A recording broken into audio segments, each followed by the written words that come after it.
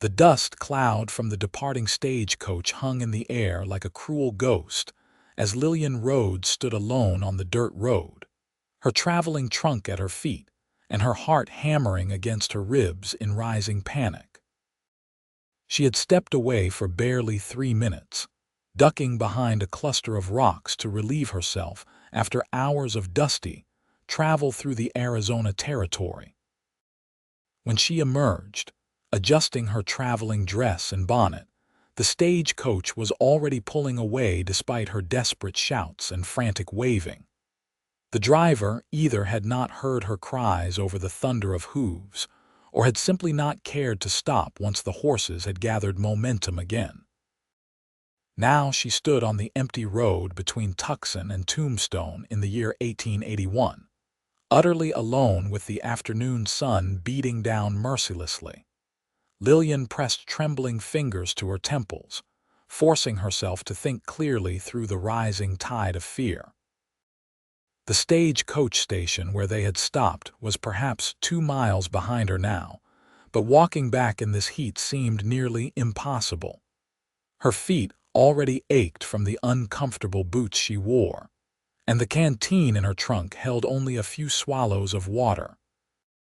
Moving forward toward Tombstone seemed equally daunting as the next town was still 15 miles distant according to what the driver had mentioned that morning.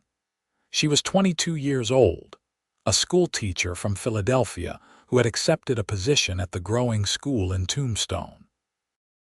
Everything she owned in this territory was packed into that trunk, her life savings sewn into the lining of her coat, despite the oppressive heat that made wearing it torture. The letter of introduction from the school board crinkled in her pocket when she checked to make sure it remained safe. Without that letter, without reaching Tombstone, she would have nothing and nowhere to go in this harsh land. The sun continued its relentless assault, and Lillian opened her trunk to retrieve her parasol, knowing the shade would provide only minimal relief, but needing to do something constructive. Her hands shook as she fumbled with the latch. This was supposed to be an adventure, a fresh start after the suffocating propriety of Philadelphia society had nearly crushed her spirit.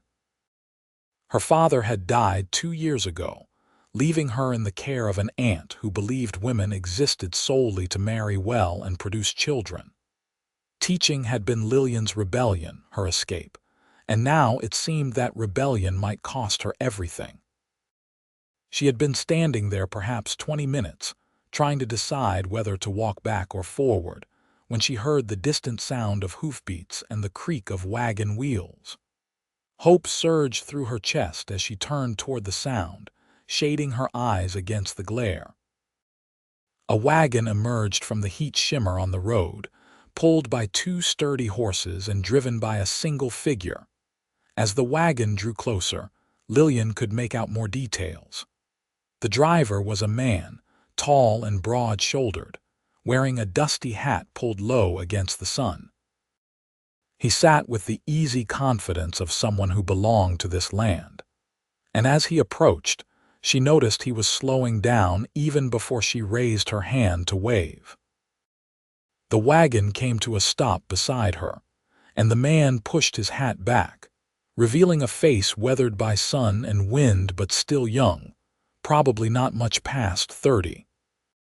His eyes were a striking pale blue against his tanned skin, and there was something both cautious and curious in his expression as he looked down at her from the wagon seat. "Madam," he said, his voice a low rumble that somehow carried clearly despite not being loud. "You appear to be in some difficulty." Lillian felt heat rise to her cheeks that had nothing to do with the Arizona sun. "The stagecoach left without me," she admitted, hating how helpless she sounded. "I stepped away for just a moment, and when I returned, they had already departed." The man's jaw tightened slightly, a muscle jumping in his cheek. "That is inexcusable. The driver should have made certain all passengers were accounted for before moving on." He climbed down from the wagon with fluid grace, and Lillian realized he was even taller than she had initially thought, easily over 6 feet. "Where were you headed, madam?" "Tombstone," she said. "I have a teaching position waiting there, or at least, I hope it is still waiting. I was supposed to arrive today to meet with the school board tomorrow morning." The man nodded slowly, his eyes moving from her face to her trunk and back again. There was an intensity in his gaze that made her stomach flutter strangely.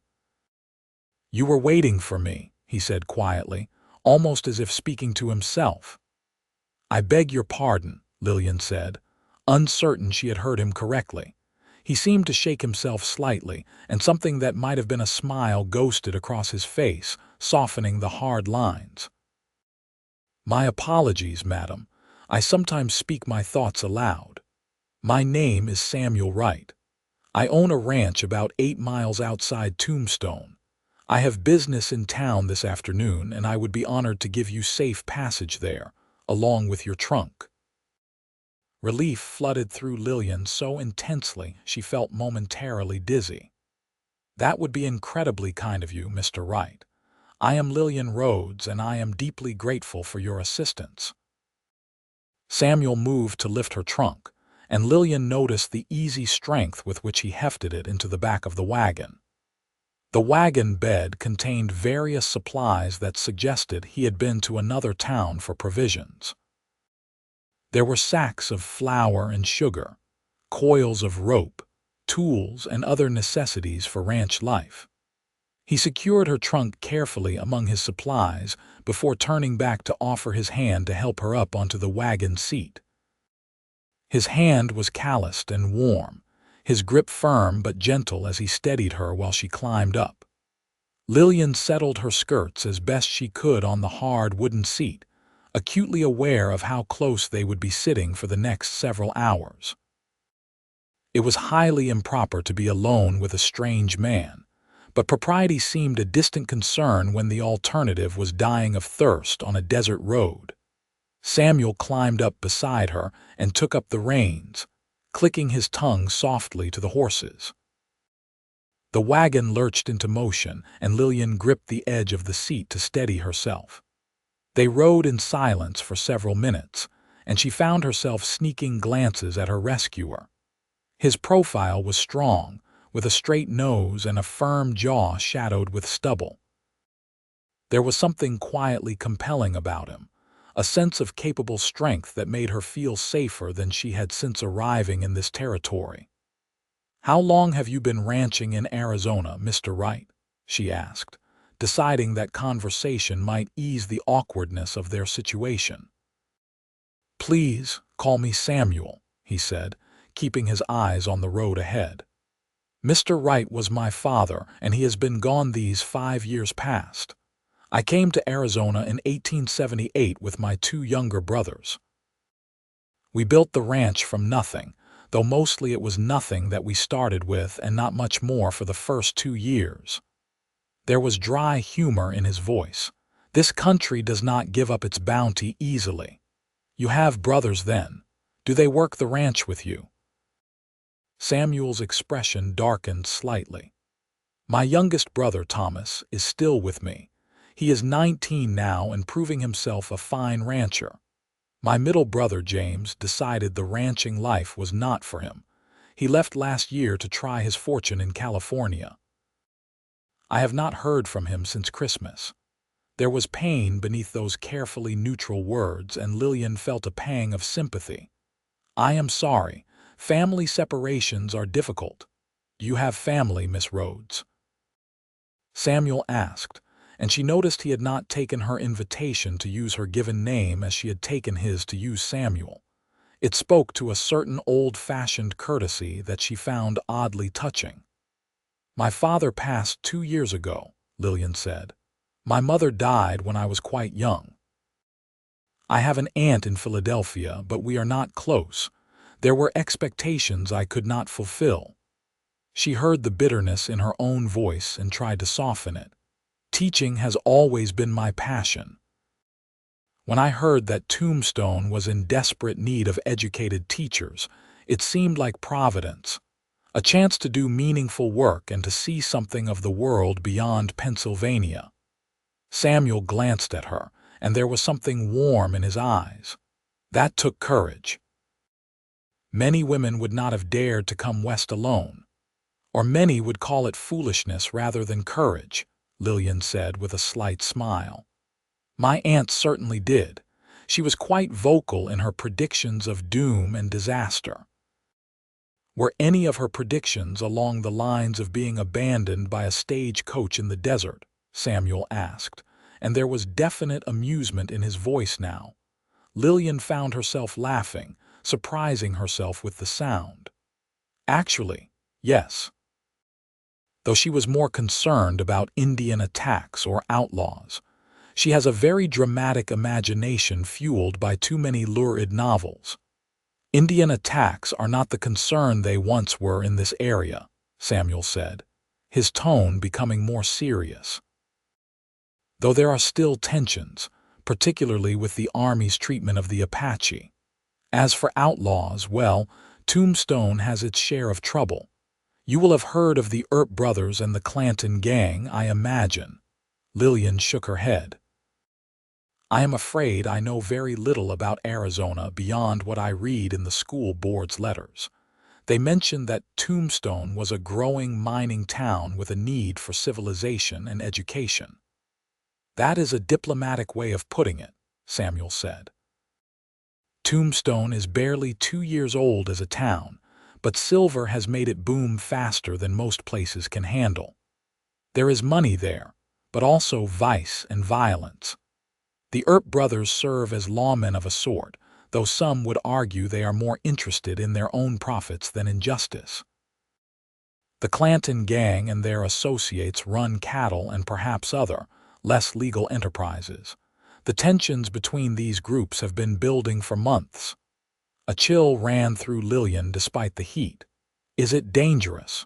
Should I reconsider my position? Samuel looked at her directly then, and the intensity of his gaze made her breath catch.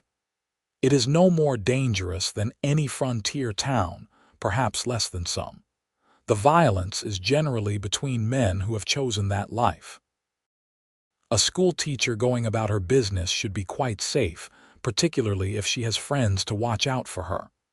I have no friends in Tombstone, Lillian said quietly. I know absolutely no one. You know me now, Samuel said simply. And I would count it a privilege to be of assistance should you ever need it, Miss Rhodes. The sincerity in his voice made something warm unfurl in Lillian's chest. That is very kind, Samuel. I will remember your offer, though I hope to be a burden to no one once I am established.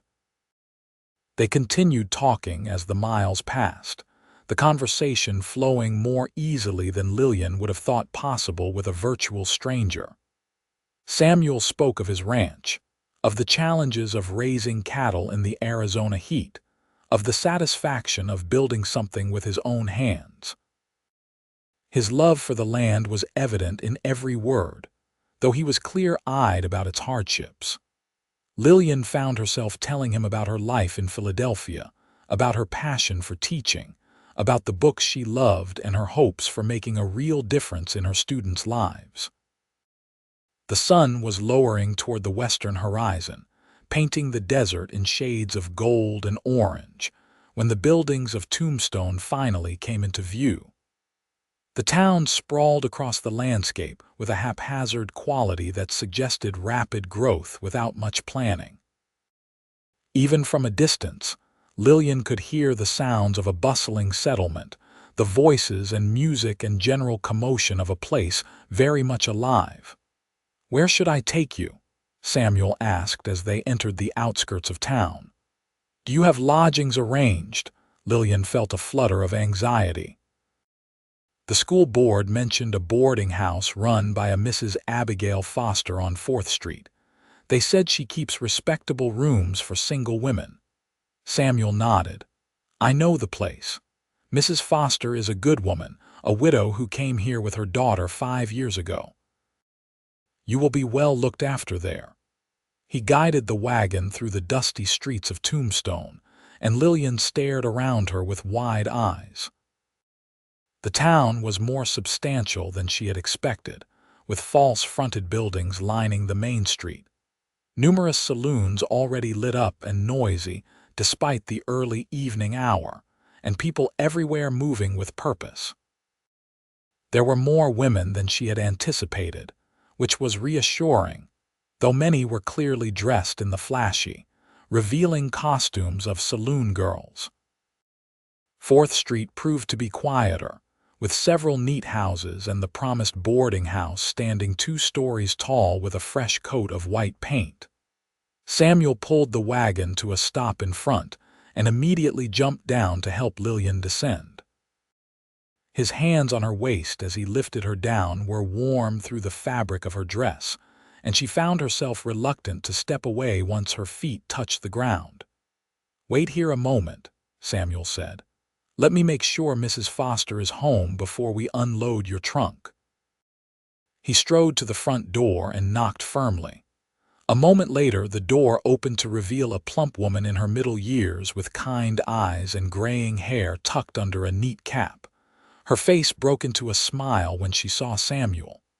"Samuel Wright, as I live and breathe," the woman said warmly. "What brings you to my door this evening?" "Good evening, Mrs. Foster," Samuel said, removing his hat politely. "I have a passenger who I believe you are expecting. Miss Lillian Rhodes, the new schoolteacher, Mrs." Foster's eyes widened and she looked past Samuel to where Lillian stood by the wagon. "Oh my stars, yes. We had word from the Stagecoach company that you did not arrive on today's coach. The school board was quite concerned. However did you get here?" Samuel stepped aside to let Lillian approach. "There was a mishap with the Stagecoach," Lillian explained, choosing her words carefully. "I was accidentally left behind at a stop along the road. Mr. Wright was kind enough to provide transportation the rest of the way." Mrs. Foster clucked her tongue sympathetically. "How absolutely dreadful. You must have been terrified, you poor dear. Well, thank heavens for good Samaritans like Samuel here. Come in, come in. Let me get you settled and fed. You must be exhausted." Samuel had already returned to the wagon and was lifting down Lillian's trunk. Mrs. Foster called for her daughter, and a young woman of perhaps 18 appeared, introducing herself as Molly Foster. Together, they helped carry the trunk inside while Lillian lingered on the porch, suddenly reluctant to say goodbye to Samuel. He returned to where she stood, hat in hand, his expression difficult to read in the gathering dusk. "You will be safe here," he said quietly. "Mrs. Foster and her daughter are good people." "I cannot thank you enough for your kindness today," Lillian said, and was disturbed to feel the prick of tears behind her eyes. "I truly do not know what would have become of me if you had not come along that road." Samuel was quiet for a long moment, and when he spoke, his voice was low and intense.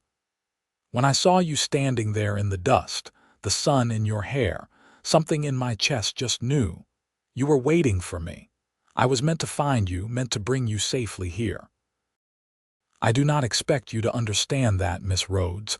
I barely understand it myself, but I wanted you to know."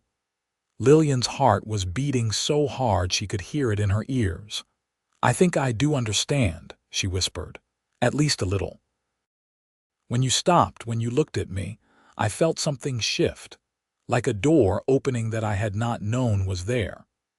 Samuel's hand rose as if to touch her face, then dropped back to his side, propriety winning over impulse. "May I call on you, Miss Rhodes, properly with Mrs. Foster as chaperone? I find myself very eager to continue our acquaintance." "I would like that very much," Lillian said, and the smile that spread across Samuel's face was like the sun breaking through clouds. "I will come by Sunday afternoon if that suits you," he said.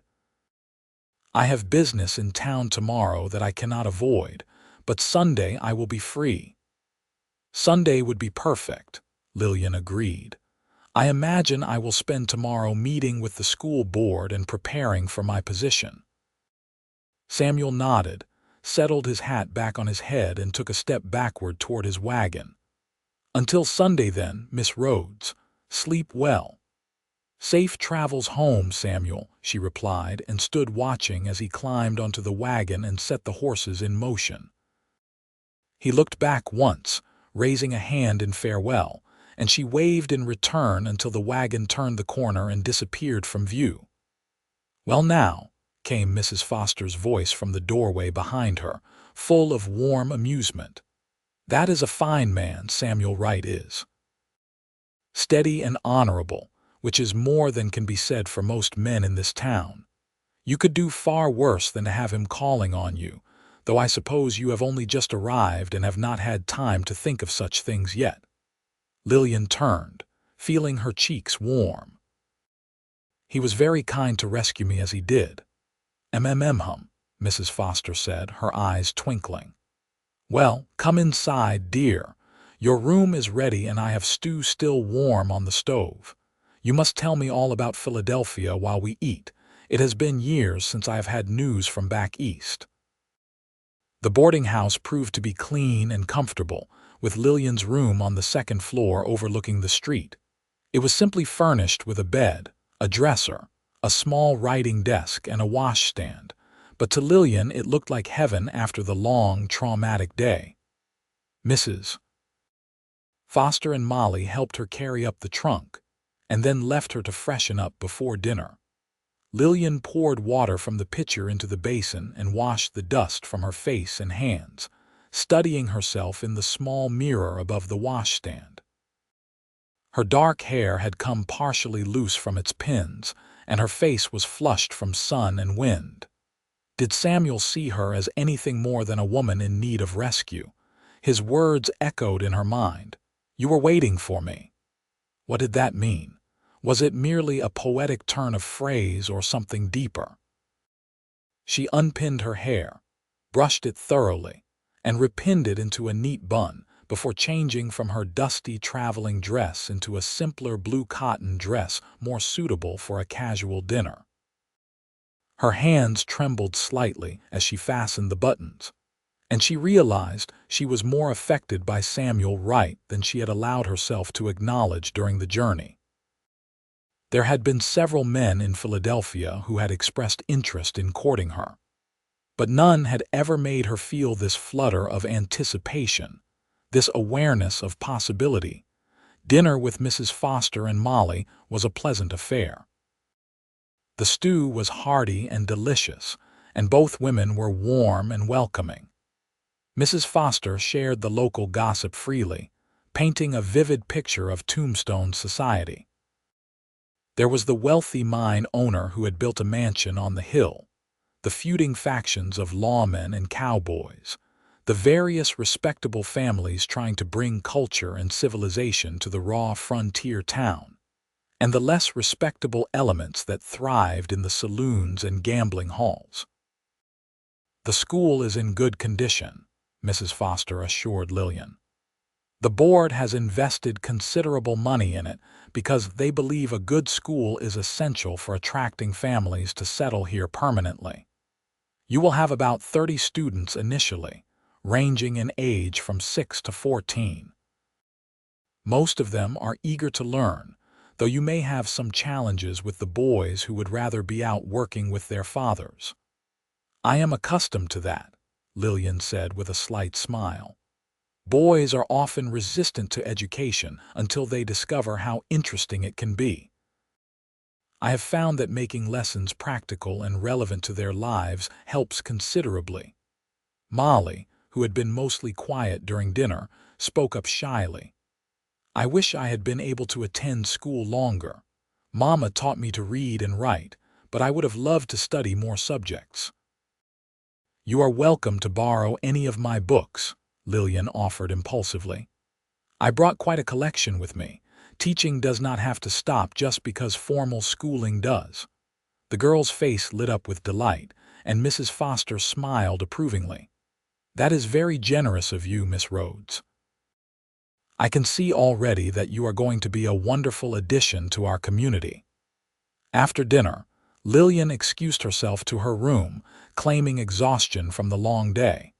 In truth, she was tired, but her mind was too full for sleep.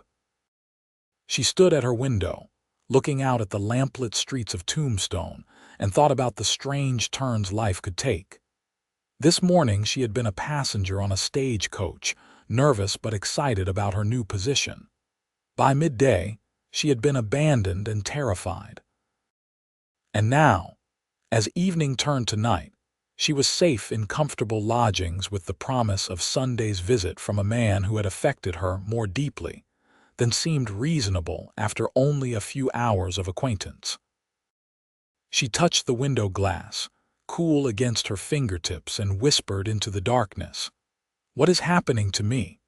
The night offered no answer, but somewhere in the distance, a coyote howled at the rising moon, and Lillian felt as if the wild land itself was welcoming her home. The next morning dawned bright and clear, and Lillian dressed carefully in her most professional outfit, a dove-gray dress with minimal decoration, and a matching jacket that she hoped made her look both respectable and competent. Mrs. Foster insisted she eat a hearty breakfast before her meeting with the school board, and Molly chattered cheerfully about the various shops and businesses Lillian should visit to get properly established. The school board meeting was scheduled for 10 o'clock at the office of one Mr. Cornelius Patterson, who served as the board's chairman as well as being a successful attorney. Mrs. Foster provided detailed directions, and Lillian set out walking through the morning streets of Tombstone with her letter of introduction clutched in her gloved hand. The town looked different in daylight, less threatening and more industrious. People hurried about their business, and despite the rough appearance of many buildings, there was an energy to the place that Lillian found appealing. This was a town being born, growing, finding its identity. She could be part of that growth, could help shape the minds that would one day lead this community. Mr. Patterson's office was in a substantial brick building on 3rd Street, and when Lillian entered, she found a neatly appointed waiting room with a young man serving as clerk. He took her name and asked her to wait, then disappeared through an inner door.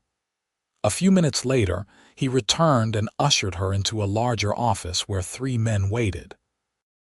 The next hour was somewhat grueling as the men questioned her extensively about her education, her teaching philosophy, and her experience.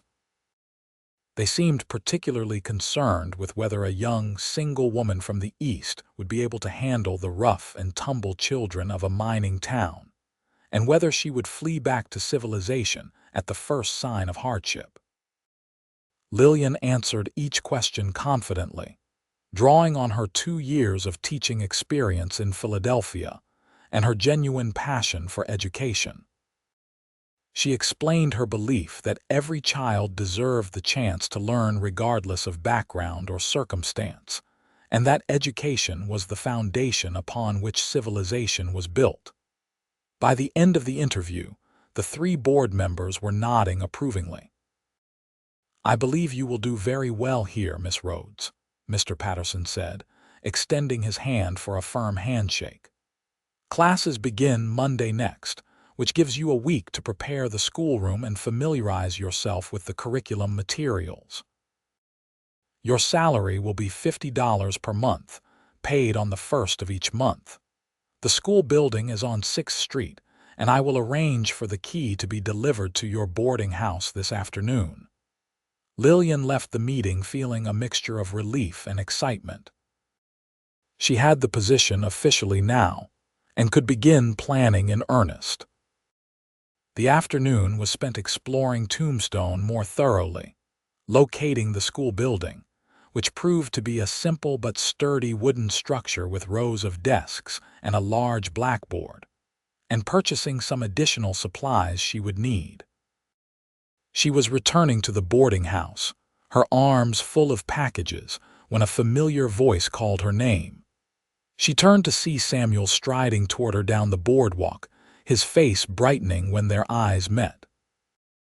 "Miss Rhodes," he said, reaching her side and immediately relieving her of several packages. "I had hoped I might catch sight of you today. How did your meeting go?" "Very well," Lillian said, unable to keep the smile from her face. "I am officially employed as of Monday next. I have just been to see the schoolhouse and purchase some supplies." "That is wonderful news," Samuel said warmly. "Will you allow me to carry these packages for you? And perhaps you would take a cup of tea with me. There is a respectable restaurant just down the street that caters to families." Lillian knew she should probably decline, knew that being seen in public with a man she had only just met might cause talk, but she found herself nodding. "I would enjoy that very much, thank you." The restaurant Samuel led her to was indeed respectable, with checkered tablecloths and waitresses in neat aprons. They took a table near the window and ordered tea and sandwiches. Once they were settled, Samuel leaned forward slightly, his blue eyes intent on her face. "I have been thinking about you constantly since yesterday," he said quietly. "I apologize if that is too forward, but I believe in honesty. There was something about seeing you there on that road, so determined and resilient despite your fear. You could have fallen apart, could have been hysterical, but instead you were thinking, planning, staying strong. I admired that tremendously." Lillian felt warmth rise to her cheeks. "I confess I have thought of you as well. Your kindness meant more than I can adequately express. And our conversation during the journey was the most enjoyable I have had in longer than I can remember." "Tell me about your teaching," Samuel said. "What is it that you love about it?" And so Lillian found herself talking about her passion for education, about the joy of seeing understanding dawn in a child's eyes, about her belief that teaching was not just about facts and figures, but about opening young minds to possibility. Samuel listened with genuine interest, asking thoughtful questions and making observations that showed he understood the importance of what she did.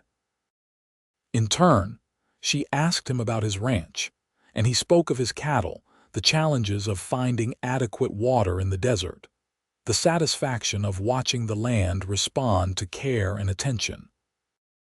There was poetry in the way he described the work, and Lillian found herself captivated not just by his words but by the passion behind them.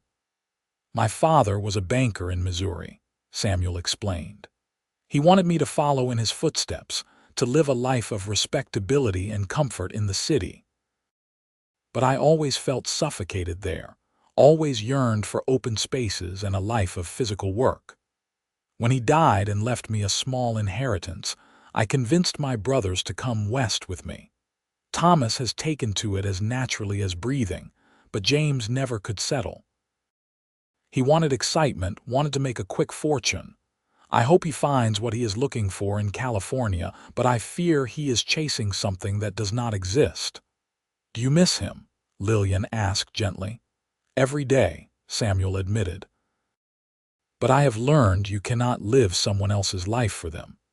Each person must find their own path, even if that path takes them away from those who love them." The afternoon slipped away as they talked, and Lillian was startled when she glanced at the clock on the restaurant wall and realized 2 hours had passed. "I should return to the boarding house," she said reluctantly. "Mrs. Foster will be expecting me for dinner." Samuel insisted on walking her back, carrying her packages. They strolled slowly through the late afternoon streets, and Lillian felt more content than she had in years.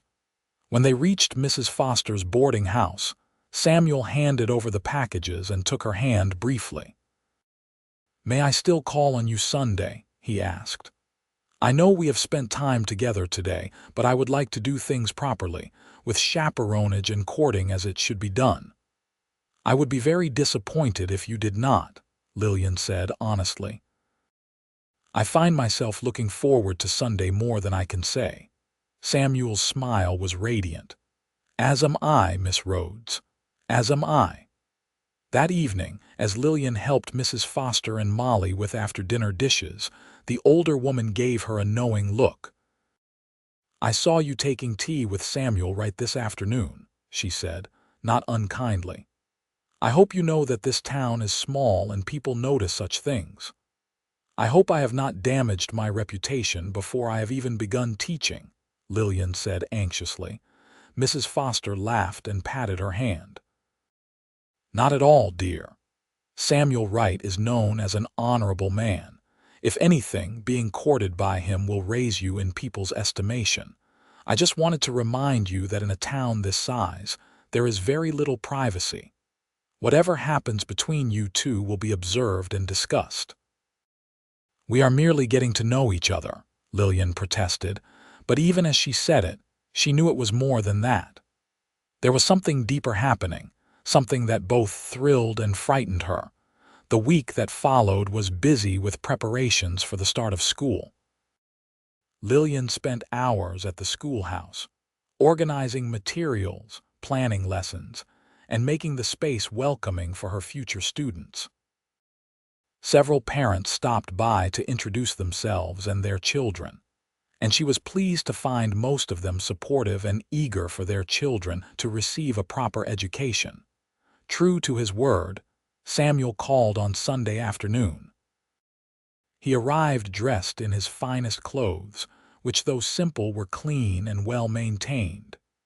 He brought flowers for Mrs. Foster and a book for Lillian, a collection of poetry by Wordsworth that he said had belonged to his mother. They sat in Mrs. Foster's parlor with the door open and Molly hovering nearby as propriety demanded. But despite the lack of privacy, Lillian treasured every moment. Samuel told her stories of his early days in Arizona, of the struggles and triumphs of building his ranch. She shared memories of her childhood, of her father who had encouraged her love of learning, of her mother whom she barely remembered but had been told was gentle and kind. When Samuel left that evening, he asked if he might take her for a proper outing the following Sunday, perhaps a picnic outside of town where they could talk more freely. Lillian agreed eagerly, already counting the days until she would see him again. School began on Monday, and Lillian threw herself into teaching with all her energy and passion. Her students ranged from 6-year-old Emma Johnson, who was just learning her letters, to 14-year-old Robert Peterson, who was reluctant to be there at all but proved surprisingly intelligent once engaged. The work was demanding but deeply satisfying, and Lillian fell into bed each night exhausted but happy. Samuel came to town on Tuesday afternoon and stopped by the schoolhouse just as classes were ending. The children stared at the tall rancher with wide eyes, and several of the older girls giggled behind their hands. Lillian felt her cheeks warm but introduced him to her students, and Samuel treated them with friendly respect that won them over immediately. "I was wondering if you might need any supplies from the ranch," Samuel said once the children had departed. "We slaughter our own beef and I could bring you meat, or eggs. We keep chickens and usually have more eggs than we can use." "That is very thoughtful," Lillian said, "but I could not impose on your generosity in that way." "It would not be an imposition," Samuel said seriously. "It would be my pleasure to know you are well provided for, and if it makes you feel better, you could pay me for the supplies. I am not suggesting charity, merely practical business between friends." Friends. Was that what they were? Lillian suspected they were already becoming more than friends, but she appreciated his careful attention to propriety. "In that case, I would be grateful. Mrs. Foster does all the cooking at the boarding house, so you should speak with her about what might be useful." Sunday's picnic was everything Lillian had hoped. Samuel arrived with a wagon rather than riding horseback, explaining that he wanted her to be comfortable. They drove out of town to a spot he knew near a creek that ran year-round, one of the rare permanent water sources in the area. The landscape was harsh but beautiful, with red rocks rising against brilliant blue sky and desert plants adapted to thrive in difficult conditions. Samuel spread a blanket in the shade of a cottonwood tree near the water and unpacked a basket that contained fried chicken, biscuits, cheese, apples, and even a jar of lemonade that he had somehow kept cool. They ate and talked, the conversation ranging from light-hearted to deeply serious, and Lillian felt herself opening up to him in ways she had never opened up to anyone.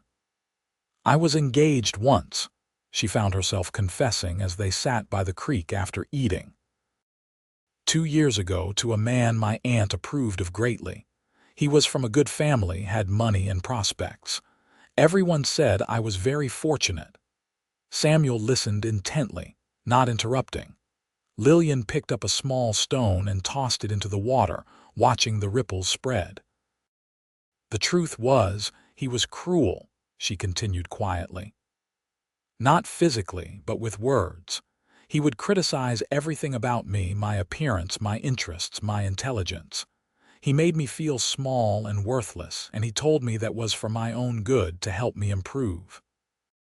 When my father died and I inherited a small sum, this man suddenly became much more attentive. That was when I realized he saw me not as a person but as property to acquire and control. 'You broke the engagement,' Samuel said. 'It was not a question.' I did. My aunt was furious. She said I was throwing away my one chance at a good marriage, that no other man would want a stubborn, headstrong woman who thought too much.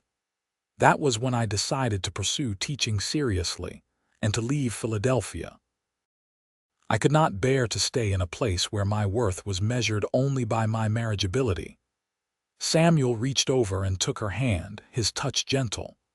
"That man was a fool, and your aunt, if you will forgive me for saying so, was wrong. Any man would be fortunate to win the regard of a woman like you. You are intelligent and capable and brave. You have a passion for making the world better through teaching.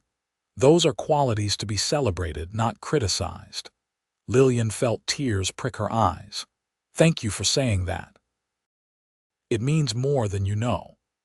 "I am not just saying it," Samuel said firmly. "I mean every word. Lillian, I know we have known each other only a short time. I know it is too soon to speak of serious intentions, but I must tell you that I have never felt about any woman the way I feel about you. From the moment I saw you standing on that road, something in me recognized you as if I had been waiting my whole life without knowing what I was waiting for." Lillian turned to face him fully, her heart pounding. "I feel it too," she whispered. "It terrifies me because it is so sudden, so unexpected, but I cannot deny it. When I am with you, I feel like myself in a way I never have before. Like I do not need to pretend or diminish myself, like I can just be who I am and that is enough." Samuel lifted her hand and pressed his lips to her knuckles, his eyes never leaving hers. "It is more than enough. You are extraordinary." They sat there by the creek for a long time, hands clasped, talking about hopes and dreams and fears.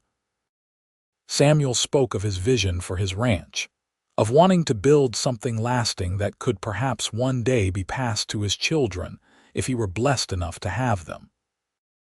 Lillian talked about her belief in education as a tool for transformation, about wanting to make a real difference in her students' lives. Their visions seemed to complement each other in ways that felt almost magical.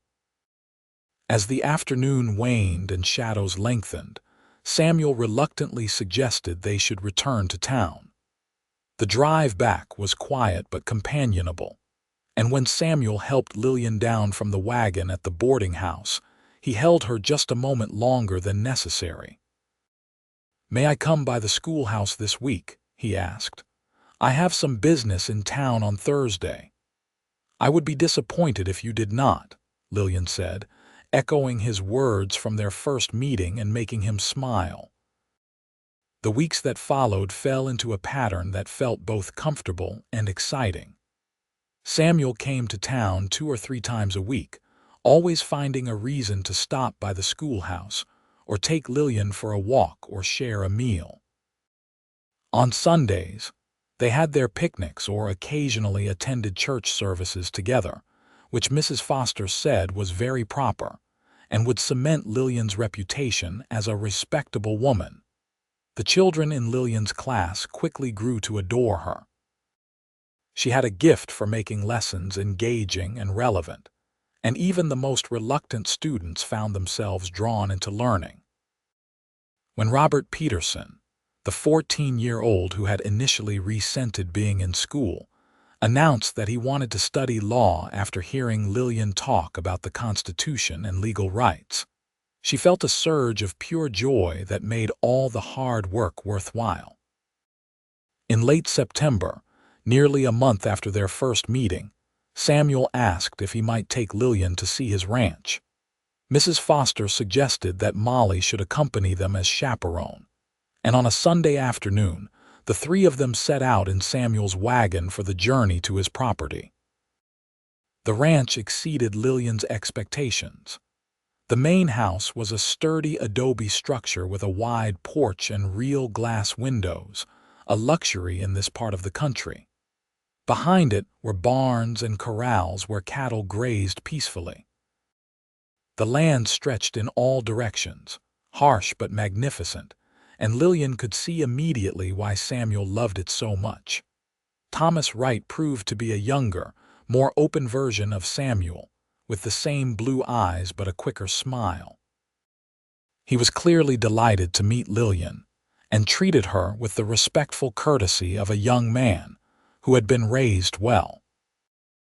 Over dinner, which Thomas had helped Samuel prepare, Lillian heard stories of the brothers' adventures building the ranch and found herself laughing more freely than she had in years.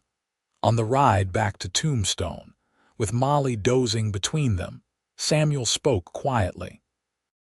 "I wanted you to see the ranch because I am beginning to hope you might one day consider it your home too. I know it is still early in our courtship, but I am a practical man and I believe in being clear about intentions.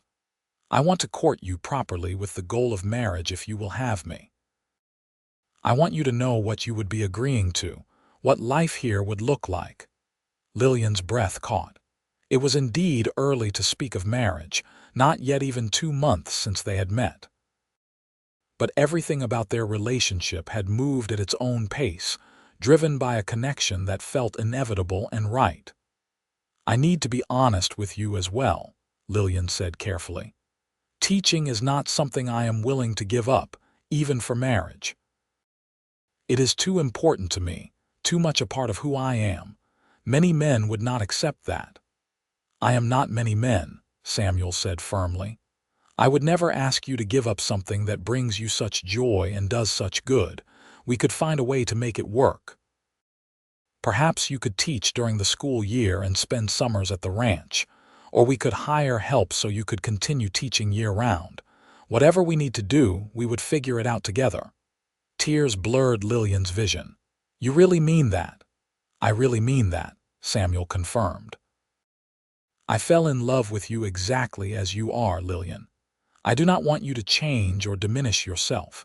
I want you to flourish and thrive and be the remarkable woman you were meant to be." "I love you too," Lillian whispered, the words feeling both terrifying and perfect. "I did not mean to, certainly did not expect to, but I do. I love you, Samuel Wright." Samuel pulled the wagon to a stop right there on the road and took her face in his hands, mindful of Molly sleeping behind them. "May I kiss you?" he asked quietly. "Yes," Lillian breathed, and then his lips were on hers, gentle and warm and full of promise. The kiss was brief, barely more than a brush of lips, but it sent warmth cascading through Lillian's entire body. When Samuel pulled back, his eyes were bright with emotion. "I will speak to the school board," he said. "I will make it clear that my wife will continue teaching and that I expect them to honor her contract. And then, if you are willing, I would like to marry you as soon as can be properly arranged." I do not want to wait longer than necessary to begin our life together." "Yes," Lillian said, laughing and crying at the same time. "Yes, I will marry you, Samuel Wright, as soon as can be properly arranged." The announcement of their engagement caused quite a stir in Tombstone. Mrs. Foster was delighted and immediately began planning, insisting that the wedding should take place at her boarding house. The school board was initially concerned about Lillian continuing to teach as a married woman, but Samuel had a frank conversation with them that resulted in an agreement that she could continue as long as she wished, with the understanding that children would eventually necessitate some accommodation. They set the wedding date for the last Saturday in October, giving them just under a month to prepare. It seemed rushed to some, but to Lillian and Samuel, it felt like forever. They spent every possible moment together, learning each other's quirks and habits, talking about the future they would build together. There were challenges to work through. Samuel wanted Lillian to move to the ranch immediately after marriage, but she was concerned about the distance from school. They compromised on spending weeknights in town in a small house Samuel would rent, and weekends at the ranch. It was not perfect, but it would allow Lillian to continue teaching while also beginning to build a life at the ranch. Mrs. Foster and Molly helped Lillian make her wedding dress, a simple but elegant gown in cream silk that had taken a significant portion of Lillian's savings, but was worth every penny. Samuel commissioned a ring from the town's finest jeweler, a gold band with a small diamond that had come all the way from San Francisco. The morning of the wedding dawned clear and bright. Lillian woke early, her stomach fluttering with a mixture of nerves and excitement. Was she really going to marry a man she had known for less than 3 months? Was she crazy to be doing this? But then she thought of Samuel, of his kindness and strength, of the way he looked at her like she was the most precious thing in the world, of how he supported her dreams and encouraged her to be fully herself. No, she was not crazy. She was the luckiest woman alive. The ceremony was held in Mrs. Foster's parlor with about 20 guests in attendance, including Samuel's brother Thomas, several of the school board members and their wives, and some of Lillian's students with their parents. The local minister performed the ceremony, and when he pronounced them husband and wife, Samuel kissed Lillian with a gentleness that made her heart soar. The celebration afterward was joyous, with food and music and dancing. Lillian found herself whirled from one conversation to another, accepting congratulations and good wishes. But through it all, she was constantly aware of Samuel, of his presence at her side, of the warmth in his eyes whenever their gazes met. As evening fell, Samuel helped Lillian into the wagon that would take them to the small house he had rented on 5th Street. Their belongings had already been moved there earlier in the day by Thomas. The house was modest, just 3 rooms, but it was clean and well maintained, and Samuel had filled it with flowers in honor of their wedding day. Once they were alone, the reality of what they had done suddenly hit Lillian. She was married. She was someone's wife. This man was her husband. She stood in the middle of the main room, suddenly shy and uncertain. Samuel seemed to sense her nervousness. He approached slowly and took her hands. "We do not have to rush anything," he said gently. "I am a patient man, Lillian. We have the rest of our lives to learn each other. Tonight can be whatever you need it to be." His kindness dissolved her nervousness. "I am not afraid," Lillian said honestly. "I am just overwhelmed by how much my life has changed in such a short time. 2 months ago, I was alone in the world, abandoned on a desert road. And now, I am married to a wonderful man and building a life I never imagined was possible."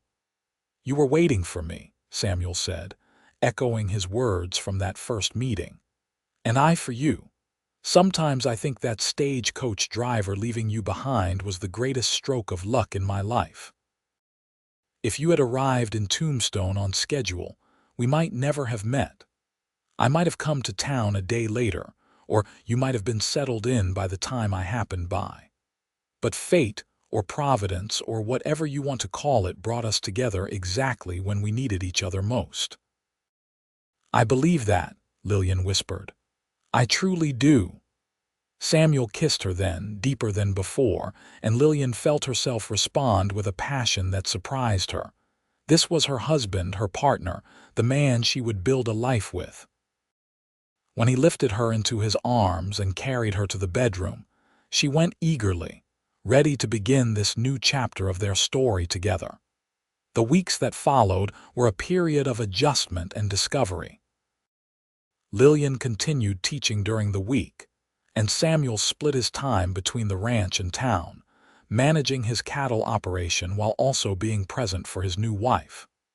Weekends they spent at the ranch, where Lillian began to learn about the life Samuel had built there. She discovered that she loved the ranch more than she had expected. The wide open spaces, the physical work, the satisfaction of seeing the cattle thriving all appealed to something deep within her. Thomas became like a younger brother to her, and she enjoyed cooking for the men and sitting on the porch in the evenings watching the sunset paint the desert in impossible colors. In town, her reputation as both an excellent teacher and a respectable married woman continued to grow. Parents praised her dedication and effectiveness, and her students showed consistent improvement. She started an evening reading group for women in town, sharing her books and discussing literature in a way that brought culture and intellectual stimulation to the frontier settlement. The tensions in Tombstone that Samuel had warned her about came to a head in late October with the famous gunfight near the OK Corral. The violence shocked Lillian, reminding her that despite the growing civilization, this was still very much a dangerous frontier town. Samuel became even more protective of her after that, insisting on escorting her to and from the schoolhouse whenever he was in town. Winter came to Arizona, which meant cooler temperatures but rarely any snow at Tombstone's elevation. Christmas was a joyous affair with Thomas joining them in town, and Mrs. Foster hosting a dinner that included several of Lillian's students and their families.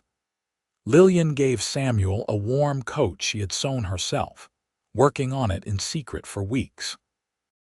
He gave her a beautiful leather-bound journal for recording her thoughts and observations, knowing how much she loved to write.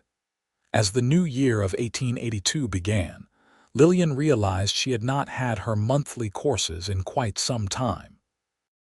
At first, she attributed it to the stress of her new life, but when she began experiencing morning sickness, the truth became undeniable. She was pregnant.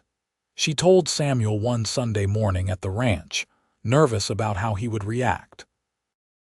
They had talked about wanting children eventually, but this seemed so soon, less than 4 months into their marriage. What if he felt trapped? What if he had not really meant he would support her teaching? But Samuel's reaction dissolved all her fears. His face transformed with wonder and joy, and he swept her into his arms with a whoop of delight that brought Thomas running from the barn in alarm. When he learned he was going to be an uncle, Thomas was equally thrilled, immediately beginning to plan improvements to the ranch house to accommodate a growing family. "You will need to stop teaching eventually," Samuel said that evening as they sat together on the porch. "I know that is not what you want to hear, but I cannot bear the thought of you standing all day in a classroom when you are with child." "I know," Lillian said, and was surprised to find she was not as upset by the idea as she would have expected. "I have been thinking about it. Perhaps I could teach through March and then take leave to have the baby. If I start now preparing lessons and materials, the school board could hire a temporary replacement for the rest of the school year. Then, I could decide about returning in the fall depending on how things go." "That seems reasonable," Samuel agreed. Though I confess I hope you will want to stay at the ranch more once the baby arrives. I know you love teaching, and I would never forbid it, but I also know that being a mother will demand much of your time and energy." "I want both," Lillian admitted. "Is that selfish of me? To want to be a good mother and also continue to teach?" "It is not selfish," Samuel said firmly. "It is human, and we will find a way to make it work. Perhaps you could teach part-time or start a small school closer to the ranch. Or maybe by the time the baby is older, circumstances will have changed in ways we cannot predict now. We will face each challenge as it comes together." His unwavering support meant everything to Lillian. She did continue teaching through March, and the school board was understanding about her need for leave. A retired teacher from back east who had recently arrived in Tombstone agreed to take over her classes for the remainder of the school year. As her pregnancy progressed, Lillian split less time between town and ranch, eventually moving to the ranch full-time in April when travel became too uncomfortable. Mrs. Foster and Molly came to visit regularly, bringing news from town and helping prepare for the baby's arrival. Samuel transformed one of the rooms in the ranch house into a nursery, building a cradle with his own hands and painting the walls a cheerful yellow. Thomas brought home a rocking chair he had commissioned from the town carpenter, insisting his future niece or nephew would need the finest chair for being rocked to sleep. The baby arrived in early June during a tremendous thunderstorm that battered the ranch. The midwife from town had come out to stay a week earlier, and it was her capable hands that delivered Samuel and Lillian's first child into the world. "It's a boy," the midwife announced, placing the squalling infant in Lillian's arms. "A healthy, strong boy." Lillian looked down at her son, overwhelmed with fierce love. He had dark hair like hers and eyes that would likely turn blue like Samuel's. He was perfect, absolutely perfect. Samuel came into the room moments later, his face pale with worry that transformed to joy when he saw his wife and son. "Is he?" he began. "He is perfect," Lillian assured him. "Come meet your son." Samuel approached almost reverently and gazed down at the baby with wonder. "He is so small," he whispered, "so perfect and small." "What should we name him?" Lillian asked.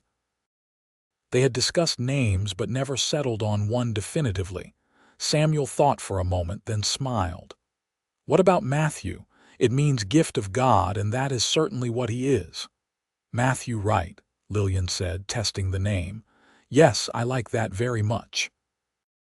Little Matthew was a relatively easy baby, nursing well and sleeping in reasonable stretches. Lillian discovered that motherhood was both harder and more rewarding than she had imagined. There were exhausting nights and frustrating moments, but also profound joy in watching her son grow and change daily. Samuel was a devoted father, rising with Lillian for nighttime feedings and spending every free moment with his son. Thomas was equally besotted with his nephew, and the baby was rarely without someone eager to hold him and shower him with affection. As summer turned to fall, the school board approached Lillian about returning to teach. She agonized over the decision, torn between her love of teaching and her desire to be with Matthew. In the end, she decided to wait another year, wanting to be fully present for her son's first year of life. Instead, she started offering informal lessons to some of the children from neighboring ranches. Families within riding distance would bring their children to the Wright Ranch twice a week, and Lillian would teach them in the parlor. It was not the same as having her own classroom in town, but it satisfied her need to teach while also allowing her to be with Matthew. The arrangement worked better than anyone had expected. Word spread, and more families began bringing their children, until Lillian was teaching nearly 15 students twice a week. Samuel and Thomas built a separate schoolroom onto the house, a bright space with large windows and proper desks. The Wright Ranch School, as it became known, gained a reputation for excellent education. Life settled into a comfortable rhythm. Lillian taught her students twice a week and devoted the rest of her time to caring for Matthew and helping manage the ranch household. Samuel's cattle operation continued to grow and prosper, and he hired additional hands to help manage the herd. Thomas proved himself invaluable, maturing into a fine young man who Samuel trusted completely. When Matthew was 18 months old, Lillian realized she was pregnant again. This time she was more prepared for what was to come, though each pregnancy and child brought its own surprises. Their second child, a daughter they named Sarah, arrived in the spring of 1884. She was a calm baby with Samuel's blue eyes and a sweet temperament that captured everyone's hearts. The years flowed past with a mixture of joy and challenges. The Wright Ranch continued to prosper, becoming one of the most successful operations in the region. Lillian's small school grew in reputation, and she eventually hired an assistant teacher to help manage the increasing number of students. A third child, another son they named Daniel, arrived in 1886, completing their family. Tombstone went through its own changes. The silver mines that had fueled the town's boom began to play out, and the population declined as people moved on to other opportunities. Many of the colorful characters that had given the town its reputation departed, and Tombstone became quieter and more respectable. The Earp brothers left, the Clanton gang dispersed, and the violence that had once been common became rare. Through all these changes, Samuel and Lillian's love only deepened. They had built something remarkable together, a partnership based on mutual respect and support. Samuel never wavered in his encouragement of Lillian's teaching, and she never took for granted his support and understanding. They still took time for picnics by the creek when they could, still stayed up late talking about their dreams and hopes, still looked at each other with the wonder of that first meeting on a dusty road. On a warm evening in May 1891, exactly 10 years after they had first met, Samuel and Lillian sat on the porch of their ranch house watching their children play in the yard. Matthew, now nearly 10, was teaching 7-year-old Sarah how to rope a fence post, while 5-year-old Daniel chased chickens with the boundless energy of a young child. You ever think about how different your life would be if that stagecoach had not left you behind? Samuel asked, taking Lillian's hand. Lillian smiled, leaning her head against his shoulder. I think about it sometimes.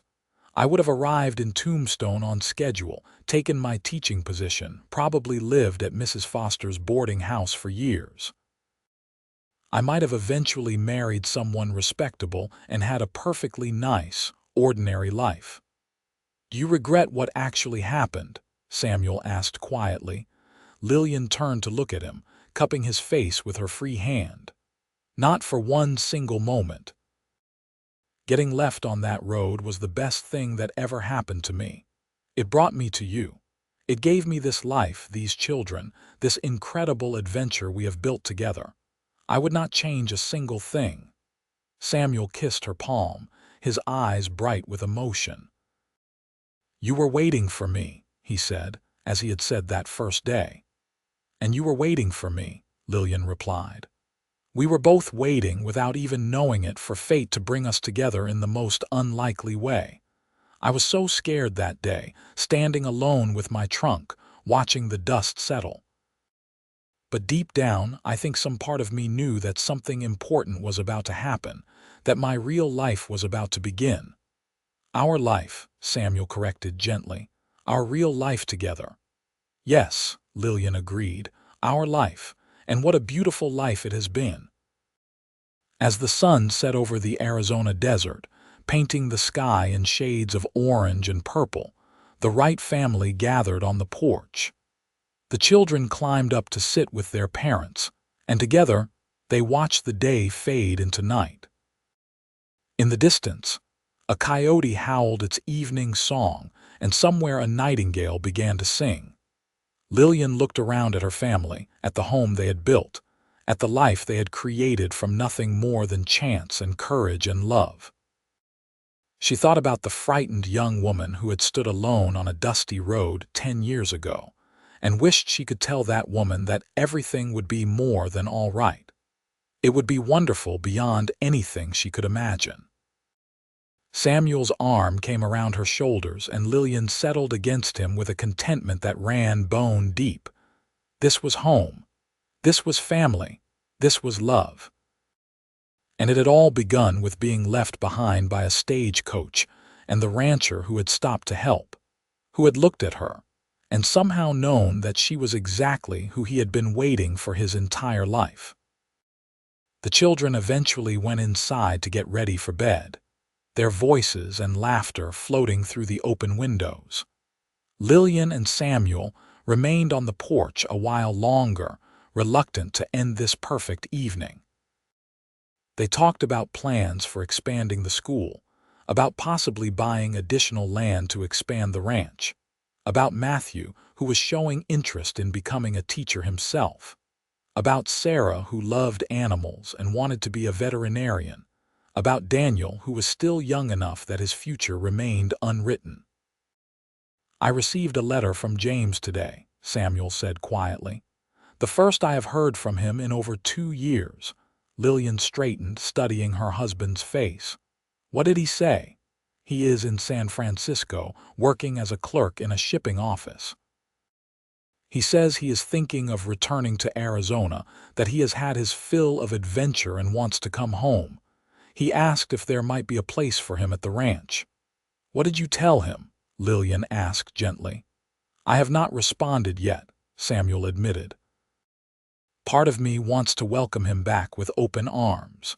He is my brother and I have missed him terribly. But another part of me is angry that he left in the first place, that he chose the possibility of quick riches over family loyalty. And I worry about how his presence might disrupt the life we have built here." Lillian took his hand. "You do not have to decide tonight. Take time to think about it, to pray about it if you wish. But I will tell you this: I believe family is precious and worth fighting for. If James truly wants to come home, if he has learned and grown from his time away, then I think we should welcome him. Our life here is strong enough to weather any disruption, and your children should know their uncle." Samuel pulled her close and kissed the top of her head. "How did I get so lucky to find a woman as wise as she is beautiful?" "You stopped for a woman stranded on a road when you could have driven past," Lillian said. "You chose kindness when you could have chosen convenience. That tells me everything I need to know about the man you are, Samuel Wright." They eventually went inside, checking on the children who were already asleep in their beds, and retired to their own room. Even after 10 years of marriage, Lillian still felt a flutter of anticipation when Samuel closed the door behind them. Their physical relationship had only deepened over the years, growing from initial passion into something more complex and satisfying.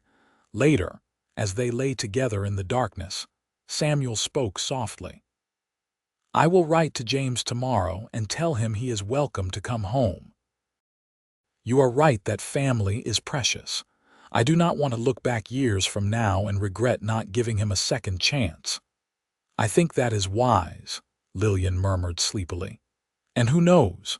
Perhaps he will fall in love with ranch life now in a way he could not when he was younger. People change and grow. Look at how much we have both changed since that day on the road." "You have not changed," Samuel said. "You have only become more fully yourself. The woman I met that day is the same woman I hold in my arms now, just more confident, more settled in who you are." Lillian smiled in the darkness. "I think we have both become more fully ourselves. That is what love does, I think. Real love does not try to change you or diminish you. It gives you the safety and support to become who you were always meant to be." Sleep claimed them gradually, wrapped in each other's arms, secure in their love and their life together. James Wright did return to Arizona that summer, arriving on the same stagecoach route that had brought Lillian to the territory 10 years earlier. He was thinner than Samuel remembered, with new lines around his eyes and a more serious demeanor. The eager, restless young man who had left was gone, replaced by someone who had learned hard lessons about the price of chasing dreams. Samuel greeted his brother with cautious warmth, and Lillian welcomed him with open kindness. James was overwhelmed by the changes at the ranch, by how much the operation had grown and prospered. He met his nephew and nieces with awkward but genuine affection, and Lillian watched him carefully, seeing the regret in his eyes when he looked at all he had missed.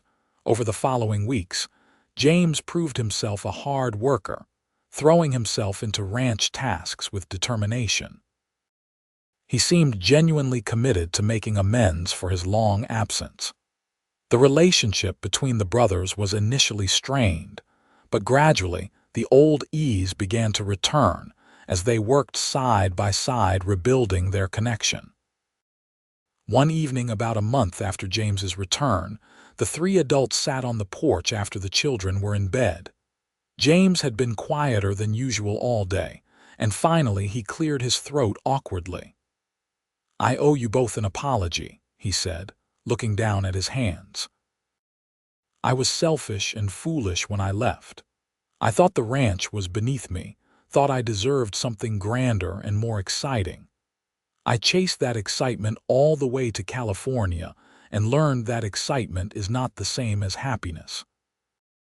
I worked a dozen different jobs, always looking for the next big opportunity, always certain my fortune was just around the corner, and every time I ended up disappointed and alone." He looked up at Samuel with pain in his eyes. "You built something real here, something that matters.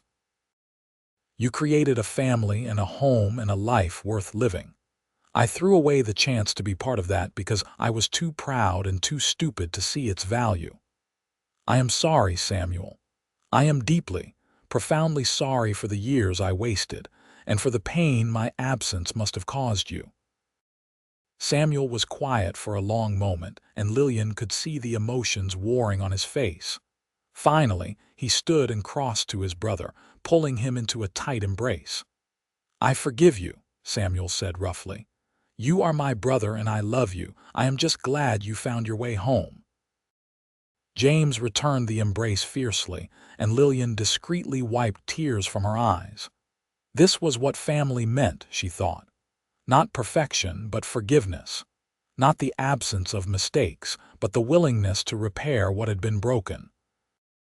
In the years that followed, James became an integral part of the ranch and the family. He proved to have a gift for business and helped Samuel expand their operations, establishing contracts with buyers as far away as Denver. He became a devoted uncle to his nephew and nieces, and eventually he found his own happiness when he married a schoolteacher from Tucson, a quiet woman named Helen, who shared his love of books and learning. The Wright Ranch continued to prosper, becoming one of the most respected operations in Arizona territory, and later in the state of Arizona, after statehood was achieved in 1912. Lillian's school gained such a reputation that families would move to the area specifically to give their children access to her teaching. She eventually trained several other teachers, establishing a method that emphasized critical thinking and practical knowledge alongside traditional subjects. Matthew grew up to become a teacher as he had dreamed, eventually taking over his mother's school and expanding it further. Sarah did pursue her passion for animals, becoming one of the first female veterinarians in Arizona, though she had to fight considerable prejudice to establish her practice. Daniel became a rancher like his father, taking over more of the day-to-day operations as Samuel grew older. Through all the years and changes, Samuel and Lillian remained the heart of their family.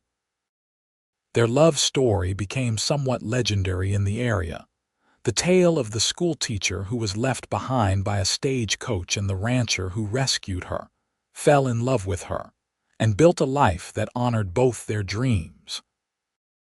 People would point to them as proof that true love existed, that it was possible to build a partnership based on mutual respect and support. On a warm spring afternoon in 1921, 40 years after they had first met, Lillian and Samuel sat in rocking chairs on the porch of their ranch house. They were both in their 60s now, with gray hair and lined faces, but their eyes still held the same warmth and love that had been there from the beginning. Around them, their family had gathered for a celebration. Matthew was there with his wife and 4 children. Sarah had come from Tucson with her husband and their 2 daughters. Daniel lived in the newly built house just across the property with his wife and their infant son. James and Helen were present with their 3 children. And spread across the yard were numerous grandchildren playing and laughing together. The celebration was in honor of Samuel and Lillian's 40th wedding anniversary, and the entire community had turned out. There was food and music and dancing, and toast after toast honoring the couple who had built not just a successful ranch but a legacy of love and family. As the afternoon wore on and Lillian watched her grandchildren play, she felt a profound sense of gratitude and completion. Her life had been so much richer and fuller than anything she had imagined standing on that dusty road 40 years ago. She had made a difference through her teaching, had raised wonderful children who were making their own marks on the world, had loved and been loved in return by an extraordinary man. Samuel reached over and took her hand, their fingers intertwining with the ease of 40 years of practice. "What are you thinking about?" he asked softly. "Everything," Lillian said, "and how grateful I am for all of it, even getting left behind by that stagecoach, though I did not feel grateful at the time." Samuel smiled. "I am grateful for it every single day. That stagecoach driver who did not wait for you gave me the greatest gift of my life. He gave me you." "We gave each other a life," Lillian corrected. "We chose each other, worked for each other, built something beautiful together. That was not fate or luck. That was love and commitment and partnership." "You are right," Samuel agreed. "Though I still maintain you were waiting for me on that road, whether you knew it or not." Lillian laughed and squeezed his hand. "Perhaps I was. And perhaps you were waiting for me too, driving down that road at exactly the right moment. Perhaps we were both waiting our whole lives for that one perfect moment when our paths would cross and our lives would change forever." They sat together in comfortable silence, hands clasped, watching their family celebrate around them. The sun was warm on their faces, the breeze carried the scent of spring flowers, and in the distance the mountains stood eternal against the blue Arizona sky. This was their legacy, Lillian thought. Not just the ranch or the school or the material things they had built, but this family, these people who carried their love forward into the next generation and beyond. Children who had been taught the value of education and hard work. Grandchildren who were growing up knowing they were loved and supported. A community that was stronger and better for their presence. As the celebration continued into the evening with lanterns lit and music playing under the stars, Lillian found herself pulled onto the makeshift dance floor by Samuel. He held her close as they swayed to the music, and she rested her head against his chest, hearing the steady beat of his heart. "I love you," she whispered. "Today, tomorrow, and always." "And I love you," Samuel replied. "From the moment I saw you on that road until my last breath, you will be the love of my life." Lillian Wright. They danced beneath the stars, surrounded by family and friends, celebrating 40 years of love and partnership and joy. And in that moment, Lillian knew with perfect certainty that getting left behind by that stagecoach had not been a disaster or a mistake. It had been destiny bringing her exactly where she needed to be, to the man she was meant to love, to the life she was meant to live. The story that began with fear and uncertainty on a dusty Arizona road had become a story of love conquering all obstacles, of two people building something beautiful together, of family and legacy and dreams fulfilled. It was a story with no regrets, no what-ifs, only gratitude for every moment, every choice, every twist of fate that had brought them together and kept them together through 40 remarkable years. And as the music played and the stars wheeled overhead, and their family danced and celebrated around them, Samuel and Lillian knew their story was not ending. It was continuing, living on in their children and grandchildren, in the ranch and school they had built, in the love they had shared and would continue sharing for whatever time remained to them. They had been waiting for each other without knowing it, and when they found each other, they had created something timeless and true. That was the greatest gift of all, and one they would treasure until their final days and beyond into the legacy they left behind.